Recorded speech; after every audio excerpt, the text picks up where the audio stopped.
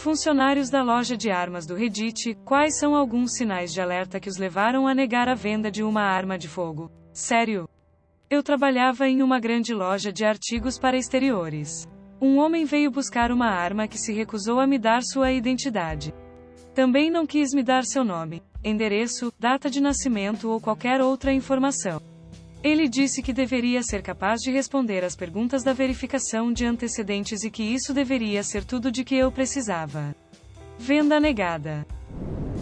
Finalmente um que posso responder. Eu estava morando no Alasca por um ano e arrumei um emprego de meio período no inverno como balconista de armas em uma rede nacional de artigos esportivos. Em uma noite lenta, um garoto chega, um garoto de idade universitária, e começa a olhar para o estojo da pistola. Eu pergunto a ele se ele quer ver uma e que eu preciso de sua identidade para verificar sua idade, etc. Tudo está indo bem, é óbvio que ele é novo em armas, eu pergunto a ele qual era o propósito de uso dele para descobrir o que poderia atender às suas necessidades. Ele diz que quer uma arma de cowboy e tudo o que quer é sair atirando para desabafar, que sua mãe o provoca por estar sempre no computador e crescer como um maricas. Quanto mais eu falava com ele, mais percebia que ele era apenas um tecelao, otaku enrustido. Meu irmão é muito fanático, então contei ao garoto como eles tinham um grande grupo de amigos que se encontravam uma vez por ano durante o Exo Comic Con SD. Kid estava com os olhos brilhantes, disse-me que gostaria de conhecer pessoas assim, que se tivesse amigos assim, não teria problemas bipolares. No final falei para o garoto não comprar arma, economizar dinheiro e GTFO do Alasca. Eu juro que não tive um cliente mais feliz, cara nem comprou nada. Já postei um aqui, mas outro 12 era um cara esboçado chega e quer olhar espingardas de ação de alavanca, antes que essas coisas deixassem minhas mãos ele está quebrando a alavanca o mais forte e rápido que pode, eu pedi a ele para não fazer isso e tive que explicar a um adulto porque não é normal lidar com algo novo que você não tenha comprado. Ele tem uma daquelas crianças de 5 anos que fica interrompendo a conversa porque queria segurar a arma. Virei as costas para verificar o preço e, quando me viro, estou olhando para o cano da espingarda que os pais entregaram ao filho e ouço o clique dele disparando em minha direção. Arrancou-o da mão de uma criança e disse ao pai para dar o fora e ele começou a abusar de mim porque machuquei a mão de seu filho quando puxei a espingarda. Ter seu filho disparar uma espingarda na minha cara não é tão grande assim, aparentemente. Compradores de palha óbvios. O cara A faz todas as perguntas e faz as compras e o cara B, ou namorada quer preencher a verificação de antecedentes e pagar por isso. GTFO. Ex-funcionário da loja de armas aqui. Uma ejeção automática da loja acontecia quando o cliente pergunta qual tipo de arma de fogo é eficaz para ferir ou matar pessoas. Eu pessoalmente chamei a polícia em alguns compradores incompletos. Todos vieram com mandados ou problemas. Meu chefe não aceitava esse tipo de merda levianamente. Tínhamos reuniões curtas de equipe todas as semanas para garantir que todos entendessem o que está acontecendo. Ele era um excelente chefe. Guy entrou usando um colete à prova de balas. Recebemos muitas pessoas que nos usam para transferências. Eles compram online e então a arma chega até nós e fazemos a verificação de antecedentes. Um cara havia feito uma transferência conosco anteriormente e eu tenho um mau pressentimento sobre ele. Nada de concreto, ele apenas me incomodou.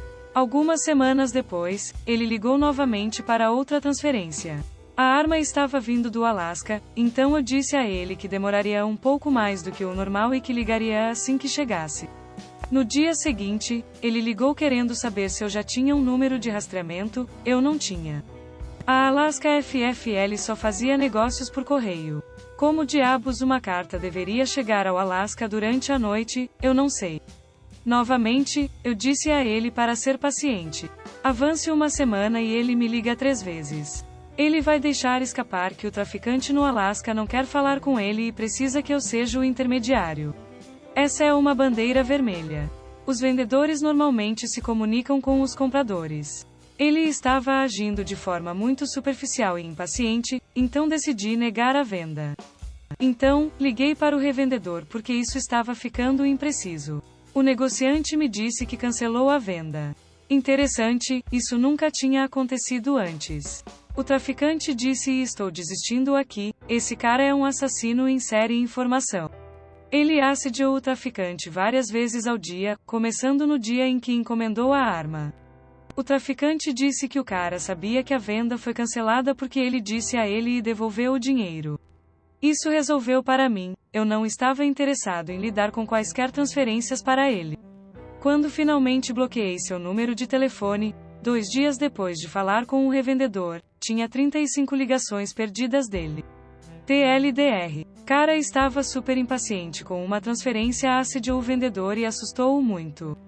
Registrei 35 chamadas perdidas no meu telefone em 2 dias. Eu gosto quando eles tornam isso óbvio para mim e espero piada sobre atirar em escolas manifestantes. Acontece mais do que você imagina. Além disso, não envie seu amigo com quem estava navegando para tentar comprar exatamente a mesma arma de fogo que você queria 15 minutos depois de eu ter dito que não poderia vender para você. Nosso rende aluga armas de fogo para tiro com armadilha, Iskit. Uma senhora entrou fazendo perguntas estranhas como: dói se alguém levar um tiro com ela? E também agiu de maneira estranha quando atendeu a uma ligação e disse à pessoa que estava em uma cafeteria. Ela saiu e chamamos a polícia para registrar uma denúncia de uma pessoa suspeita. A precisão da papelada é um grande problema. Tem que ser 100%. Se a sua identidade emitida pelo governo não corresponder às informações que você colocou em um formulário e você não tiver nenhuma das informações de suporte permitidas, não haverá venda de armas para você. Um cara entrou apenas com o título de seu carro. Nenhum documento de identidade com foto emitido pelo governo. Ele falou algumas BS sobre o cidadão soberano, blá, blá.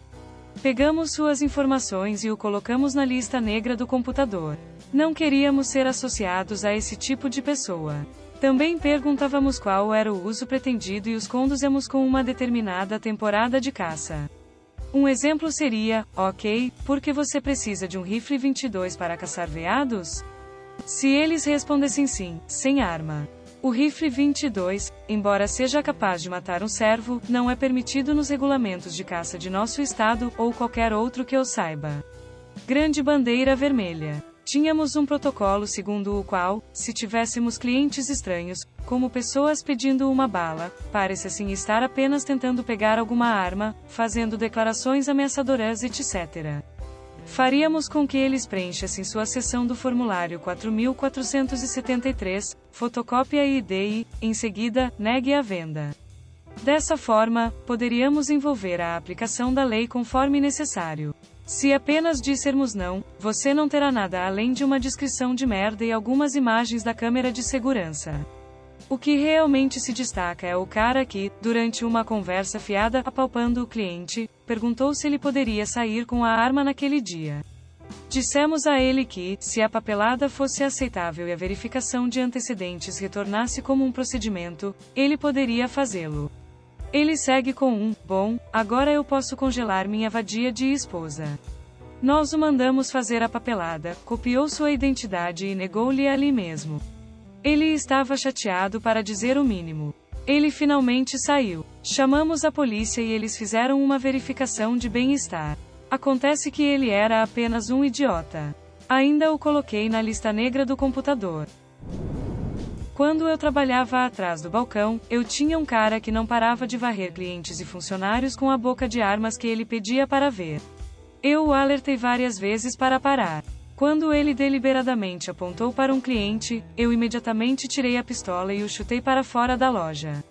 Esse tipo de comportamento inseguro é algo que não vou tolerar e certamente neguei vendas naquela época e negarei treinamento se o vir na faixa agora.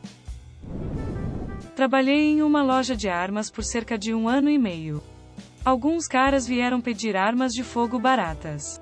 Ok, não é grande coisa, as pessoas estão com um orçamento limitado. Esteve lá. Então, eles me deram um preço de cerca de $250. Novamente, não é grande coisa. Eles querem uma arma, não um revólver. Mostrou a eles um e-point usado, Canik e alguns cars e um Keltec. Eles me pedem para desmontar para ver os números de série. Meio estranho, mas descobri que eles só queriam ter certeza de que as armas combinavam ou algo parecido. Então eu os escuto falando sobre ocultar o número de série. Pergunte a eles por que querem apagá-los e, se não, é ilegal. Diga que eles queriam armas não rastreáveis. Não. Disse-lhes para irem embora. Drogas. Um cara veio uma vez com sua família e queria algo barato. Ele tinha todas essas marcas de rastros nos braços, crostas no rosto e estava realmente fora de si.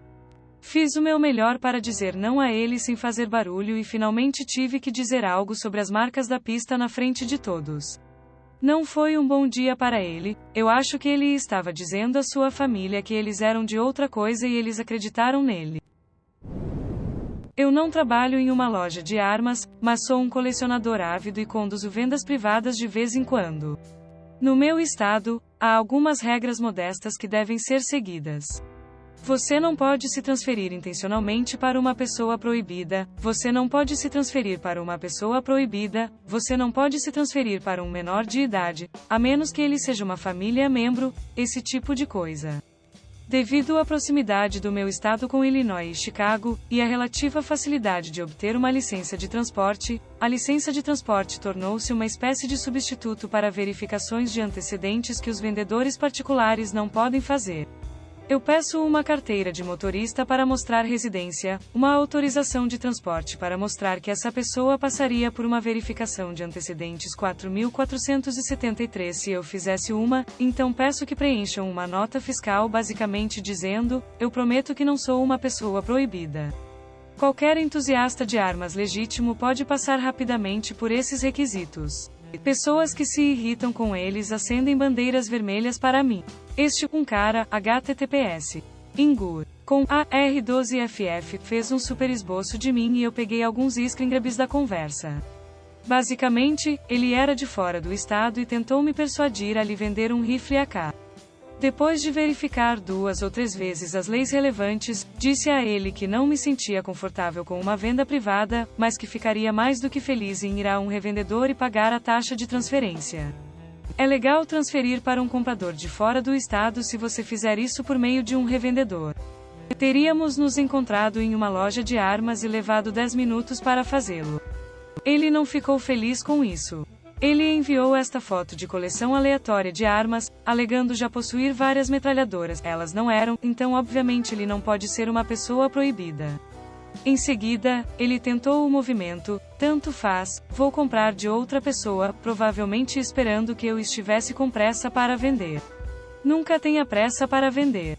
Eu o convido em seu caminho. Eu mantenho uma política de venda sem esboços. Sempre há outro comprador por aí que não vai te dar nenhuma merda sobre cobertura de bunda básica. Uma semana depois, o rifle foi vendido para um cara completamente normal com uma licença válida que morava no condado vizinho. Acho que o cara era apenas um idiota, não um comprador de palha criminoso ou um aspirante a atirador em massa, mas quando alguém discute com você sobre a lei e tenta pressioná-lo a uma venda, isso é uma bandeira vermelha.